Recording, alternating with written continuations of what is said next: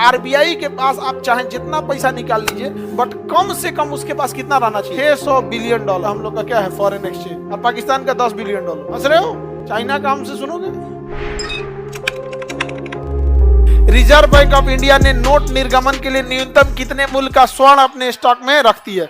स्वर्ण देखिए ध्यान से सुनिए, हम लोग के यहाँ जो नोट छापा जाता है उस विधि का नाम है न्यूनतम आरक्षित अनुपात प्रणाली, मिनिमम रिजर्व रेशियो। न्यूनतम आरक्षित कोष प्रणाली, न्यूनतम आरक्षित कोष प्रणाली। इस प्रणाली में कहा गया है कि एनी टाइम रिजर्व बैंक के पास कम से कम 200 करोड़ मूल्य का क्या होना चाहिए? कोष रहना चाहिए, उतना धन रहना चाहिए। कितने करोड़ का?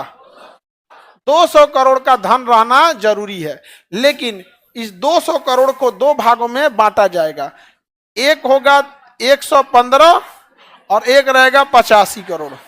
देखिए धन दो टाइप का होता है, 115 करोड़ का हो सकता है इंडियन रुपया या फिर गोल्ड, और 85 करोड़ का कम से कम होना चाहिए विदेशी मुद्रा। कौन सी मुद्रा? विदेशी मुद्रा। आरबीआई के पास आप चाहे जितना पैसा निकाल लीजिए, बट कम से कम उसके पास कितना रहना चाहिए? 200 का।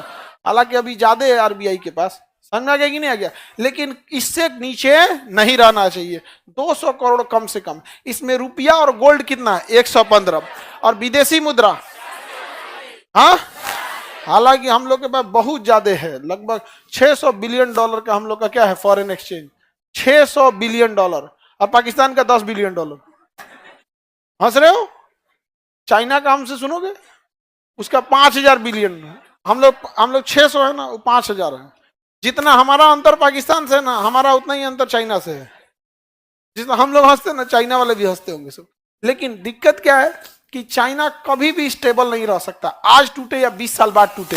क्योंकि कभी भी कोई भी कम्युनिस्ट कंट्री ज्यादा दिन नहीं चल पाई है, क्योंकि वहां कब तक किसी को रोकिएगा बोलने से? तब तक ही बोलने से रोक सकते हैं जब तक लोग धन दौलत है।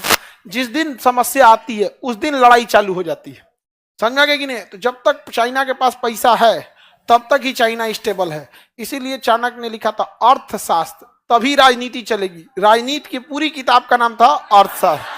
पैसा नहीं तो राजनीति नहीं। अभी चाइना के पास पैसा है तो राजनीति कर रहा है, जिस दिन इसका पैसा जाएगा उस दिन चौपट हो जाएगा। लेकिन चाइना पैसा कमाने का कोई रास्ते नहीं छोड़ता, हर एक चीज डेवलप कर दिया यहाँ पे। इंडिया में सोचिए ना, एक दिन के रक्षाबंधन के लिए राखी भेज देता है। अब देखिए प्लास्टिक का चिवड़ा मत भेज दे मकर संक्रांति के दिन।